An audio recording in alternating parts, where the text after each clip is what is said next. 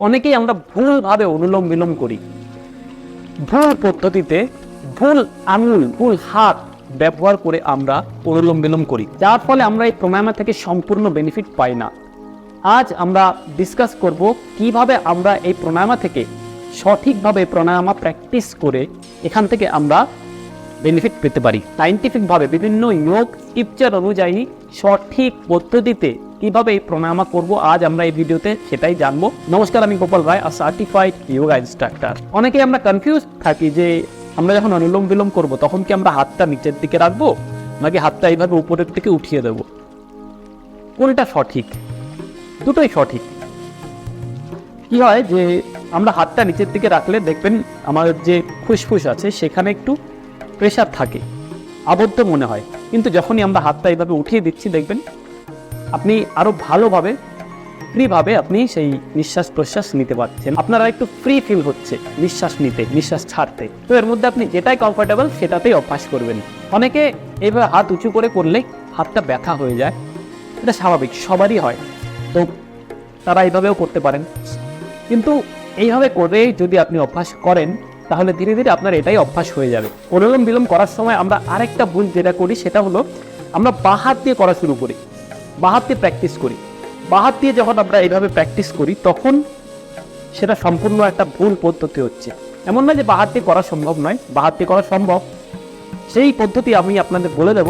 কিন্তু বাঁ হাত দিয়ে আমরা সচরাচর যেভাবে করে থাকি সেটা একটা ভুল পদ্ধতি। আমরা অনুলোম বিলোম প্রাণায়াম বাঁ হাত দিয়ে কেন করব না, ডান হাত দিয়েই কেন করব? এটাকে বুঝতে হলে আমাদের এর পিছনের সায়েন্টিফিক ব্যাখ্যা বুঝতে হবে, যোগিক ব্যাখ্যা বুঝতে হবে। আমাদের শরীর 5টি তত্ত্ব দিয়ে তৈরি, আর আমাদের হাতের 5টি আঙুল সেই 5টি তত্ত্বকে নির্দেশ করে: অগ্নি, বায়ু, আকাশ, পৃথিবী, জল। তো এই 5টি তত্ত্বকে আমাদের এই 5টি আঙুল নির্দেশ করে।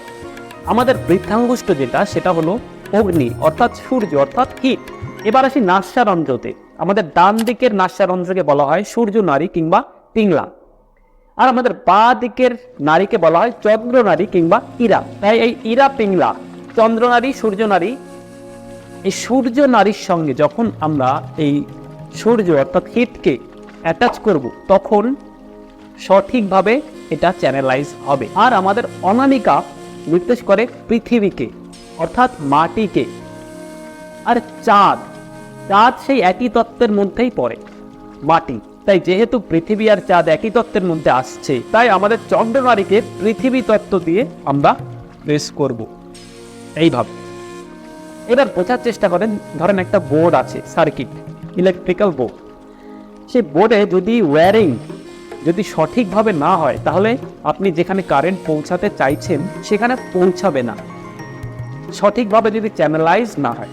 ঠিক একই রকমভাবে আমরা যখন প্রাণায়াম করব সেই সার্কিটগুলোকে যদি আমরা সঠিকভাবে চ্যানেলাইজ না করতে পারি তাহলে আমাদের এনার্জি সঠিক জায়গায় ফ্লো হবে না, যার ফলে আমরা সম্পূর্ণ বেনিফিট পাবো না।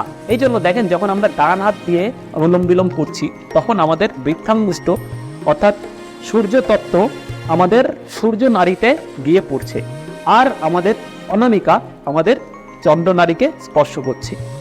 তো এটা সঠিক চ্যানেলাইজ হচ্ছে। কিন্তু যখন আমরা বাঁ হাত দিয়ে করছি তখন আমাদের সূর্য তত্ত্ব আমাদের চন্দ্র নারীতে গিয়ে পড়ছে, আর অনামিকা অর্থাৎ পৃথিবী তত্ত্ব পড়ছে আমাদের সূর্য নারীতে। তো এটা সম্পূর্ণ ভুল চ্যানেলাইজ হচ্ছে, যার ফলে সম্পূর্ণ বেনিফিট আমরা এটা থেকে নিতে পারবো না।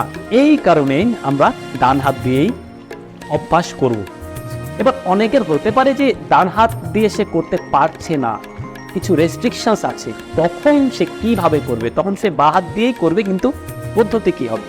তখন সে হাতটাকে এইভাবে, আমরা এইভাবে করি কিন্তু হাতটাকে এইভাবে ঘুরিয়ে, এইভাবে বৃদ্ধাঙ্গুষ্ঠকে দিয়ে আমাদের ডান দিকের সূর্য নারীকে বন্ধ করতে হবে, আর আমাদের অনামিকাকে দিয়ে আমাদের চন্দ্র নারীকে বন্ধ করতে হবে। তখন এইভাবে আমাদের অভ্যাস করতে হবে। এটা হলো সঠিক পদ্ধতি আমাদের যোগ স্ক্রিপচার অনুযায়ী, এর পিছনে সায়েন্টিফিক ব্যাখ্যা এটা। তো আমরা বুঝলাম যে আমরা ডান হাত দিয়েই কেন অনুলোম বিলোম প্রাণায়াম করব। আর একটা ইম্পর্টেন্ট সাজেশন, যে আমরা অন্যান্য প্রাণায়াম যখন করি তার সঙ্গে আমাদের অনুলোম বিলোম মাস্ট রাখতেই হবে। কারণ আমরা যখন অন্যান্য প্রাণায়াম করছি যেমন কপালভাতি, ভস্ত্রিকা, ভ্রামরি, তার সঙ্গে যদি আমরা অনুলোম বিলোমটা করি, তাহলে ওই অন্যান্য প্রাণায়ামাগুলির সম্পূর্ণ বেনিফিট আমরা তখনই পাবো যখনই আমরা তার সঙ্গে অনুলোম বিলোম প্রাণায়ামাটা রাখবো। তাই অবশ্যই আমরা আমাদের ডেইলি রুটিনে অনুলোম বিলোম প্রাণায়ামাটা রাখবই। আমরা যোগ ব্যায়াম কিংবা কোনো রকম খেলাধুলা কিংবা যে কোনো রকম এক্সারসাইজ কিংবা জিম করার পরে প্রাণায়ামাটা আমাদের মাস্ট রাখতেই হবে। তো সঠিক যে সিকোয়েন্সটা হবে সেটা হচ্ছে, প্রথমে আমরা হার্ডওয়ার্ক করে নিলাম, অর্থাৎ যে কোনো এক্সারসাইজ জিম এগুলো করে নিলাম, খেলা এগুলো খেলে নিলাম, আমরা হাঁপিয়ে গেলাম। তারপরে আমরা এসে 5 মিনিট বসলাম, আমাদের হৃৎপিণ্ডটাকে কিছুটা শান্ত করে নিলাম। তারপর আমরা শবাসনে শুয়ে পড়লাম। 5 থেকে 10 মিনিট আমরা শবাসনে শোয়ার পরে সম্পূর্ণভাবে রিল্যাক্স হওয়ার পরে আমরা ধীরে ধীরে এক সাইড হয়ে আমরা উঠলাম, উঠে বসে তারপর আমরা প্রাণায়াম শুরু করলাম। কপালভাতি কিংবা ভস্ত্রিকা, তারপর অনুলোম বিলোম, তারপরে ভ্রামরি করে প্রার্থনা করে সম্পূর্ণ সেশনটা আমরা শেষ করব। এইভাবে যখন আপনি সঠিক পদ্ধতিতে করবেন তখন আপনি সম্পূর্ণ বেনিফিট পাবেন। অনুলোম বিলোমের অনেক রকমের ভ্যারিয়েশন হয়, যেমন আমরা ইনহেল করছি বাদিক থেকে শুরু, তারপরে আমরা দুটো নাস্যারান্ত্রই বদ্ধ করে দেব, তারপরে আবার ডান দিক থেকে এক্সেল করব, আবার ডান দিক থেকে ইনহেল, আবার হোল্ড, দুটো নাস্যারান্ত্র বদ্ধ করে আবার বাদিক থেকে এক্সেল। এটা একটা ভ্যারিয়েশন। আরেকটা ভ্যারিয়েশন হতে পারে এইভাবে বাদিক থেকে 4 বার আমরা শুধু ইনহেলই করব, এক্সেল ডান দিক থেকে, আবার ডান দিক থেকে ইনহেল, আবার বাদিক থেকে এক্সেল। এইভাবে 4 বার করে আমরা নিতে পারি। এটা কি হয়, অনুলোম বিলোম প্রাণায়ামটাকে বোরিং থেকে একটু অ্যাক্টিভ করে দেয়। যেমন কপালভাতি একটা অ্যাক্টিভ প্রাণায়াম, সেই রকম ভাবেই এটাকে আপনি, এটা একটা অ্যাক্টিভ প্রাণায়াম হয়ে গেল, যার ফলে আপনি আপনার কনসেন্ট্রেশন সবসময় থাকে, আপনি বোর ফিল করেন না। তো অনেক রকমের ভ্যারিয়েশন আছে, যদি সব রকমের ভ্যারিয়েশন জানতে চান, আর অনেক কিছু জানতে চান, তাহলে চ্যানেলটা এখনই সাবস্ক্রাইব করে নেন। এবার আসি অনুলোম বিলোম করার সময় আমরা কোন মুদ্রা ব্যবহার করব। আমরা ডান হাত দিয়ে নাস্যারন্ধ্রের উপরে কাজ করব, কিন্তু বাঁ হাতে আমরা জ্ঞান মুদ্রা কিংবা চিন মুদ্রা নিয়ে হাতের উপরে রিল্যাক্স ছেড়ে দেব। আর ডান হাতে আমরা নেব বিষ্ণু মুদ্রা কিংবা নাসিকা মুদ্রা।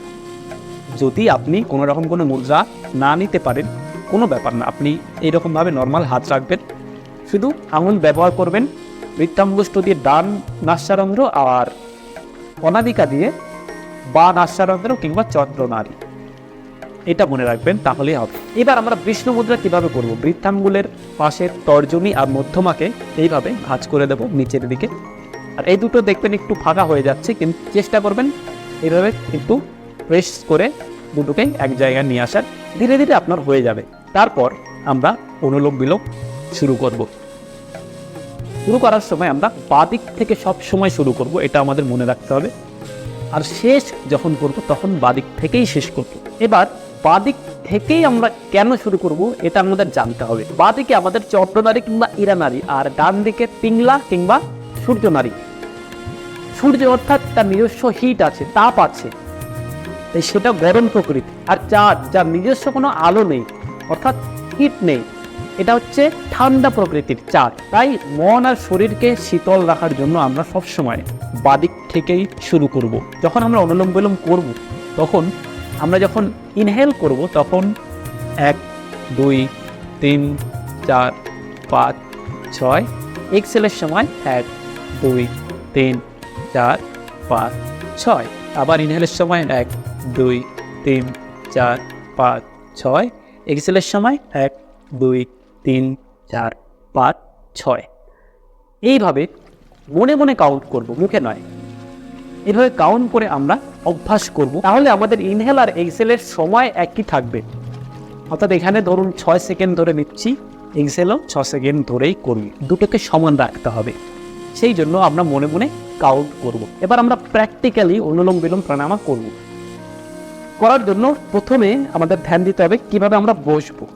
আমরা পদ্মাসনে বসব, পদ্মাসন করার পরে অনেকের হয়তো পদ্মাসন হয় না, তারা অর্ধ পদ্মাসনও করতে পারেন। এই যে এইভাবে অর্ধ পদ্মাসনও করতে পারেন, কিংবা নর্মাল সুখাসন করতে পারেন।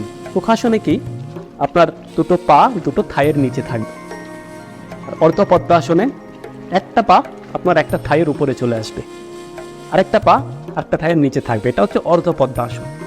আর পদ্মাসন দুটো পাই থাইয়ের উপরে আসবে। আপনি যেটাই কমফোর্টেবল সেটাই করতে পারেন, কিন্তু রিকমেন্ডেড পদ্মাসন। বা হাতে জ্ঞান মুদ্রা নিয়ে আমরা বা হাঁটুর উপরে রিল্যাক্স ছেড়ে দেব, আর ডান হাতে আমরা বিষ্ণু মুদ্রা নেব। নিয়ে এবার আমরা চোখ দুটি বন্ধ করে নেব। প্রথমে আমরা একবার ইনহেল অ্যান্ড এক্সহেল করে নেব নর্মালি। Inhale, exhale. এবার ডান দিকের নাসারন্ধ্র বন্ধ করে নেব বৃদ্ধাঙ্গুষ্ঠ দিয়ে। এবার ইনহেল ফ্রম লেফট, মনে মনে গুনবো 1 2 3 4 5 6। Exhale from right 1 2 3 4 5 6। Inhale from right 1 2 3 4 5 6। Exhale from left 1 2 3 4 5 6। Continue করতে থাকবো। ইনহেল ফ্রম লেফট, মনে মনে কাউন্ট করব। Exhale from right,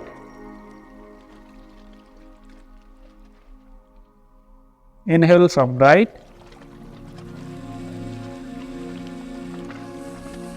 exhale from left, inhale from left, exhale from right, inhale from right, exhale from left.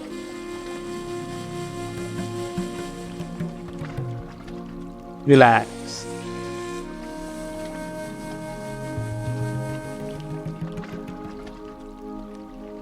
তো দেখেন 3 বার করাতেই কতটা পরিবর্তন এসে গেছে আমাদের ভিতরে, কতটা শান্ত মনে হচ্ছে। তো যখন আমরা এটাকে রোজ অভ্যাস করব তখন আমাদের মেন্টাল হেলথে কতটা পরিবর্তন আসবে। দেখেন, ইনহেল এক্সহেল, ইনহেল এক্সহেল, এটা সম্পূর্ণ 1 রাউন্ড হল। এরকম আমরা টোটাল 15 রাউন্ড অভ্যাস করব রোজ, আর ধীরে ধীরে এটাকে আমরা ইনক্রিজ করব।